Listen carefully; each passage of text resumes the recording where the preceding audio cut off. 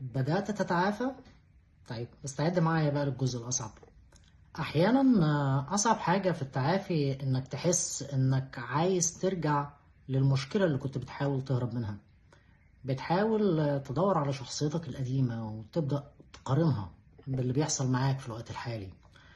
ولو ده حصل معاك مش بالضرورة تكون فاشل، أو مش بالضرورة إنك تحس بالفشل.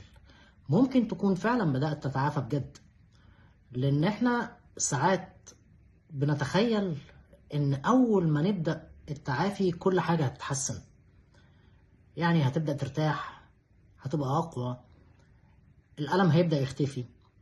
لكن احيانا اللي بيحصل بيكون العكس تماما. التعافي ممكن يكون اصعب من المشكلة نفسها. ليه؟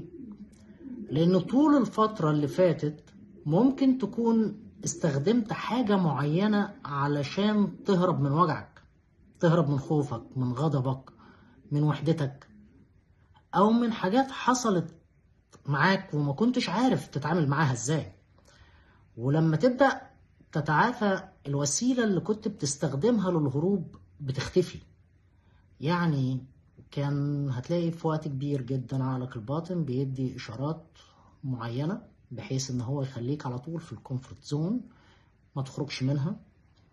تبدأ تلوم نفسك وتجلد ذاتك، انا كنت غلط، انا كنت لا، ما ينفعش. هتلاقي نفسك على طول بلسانك لا، انت غلطان، لا المفروض ده ما كانش يحصل.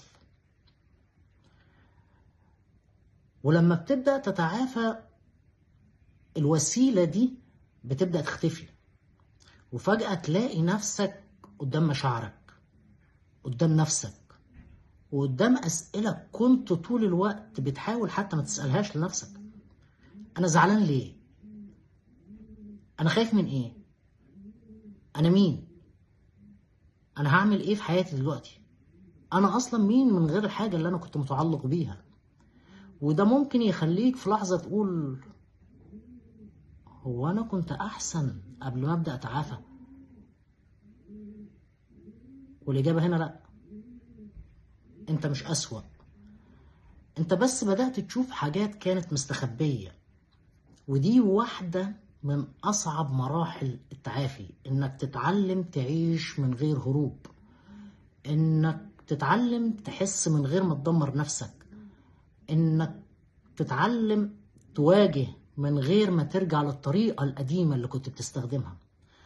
وعشان كده لو بدأت تتعافى وحسيت إن الدنيا بدأت تبقى أصعب، ما تستعجلش وتحكم على نفسك إنك فشلت. ممكن تكون بالعكس بتتقدم، لأن على فكرة كل التغيرات البسيطة مع الوقت والتكرار بتحقق نتائج مذهلة. فالموضوع ممكن شوية ياخد وقت، لأن التعافي مش إن الألم يختفي، التعافي إنك تتعلم تتعامل مع الألم بطريقة جديدة.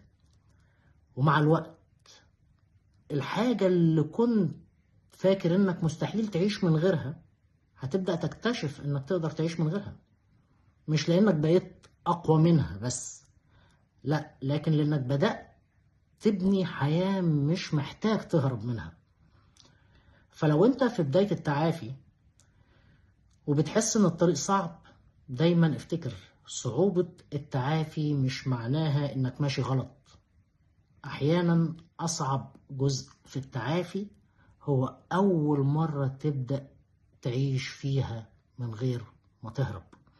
أتمنى لكم حياة سعيدة، وأكثروا من الذكر فإن الذكر يحيي القلوب. باي باي.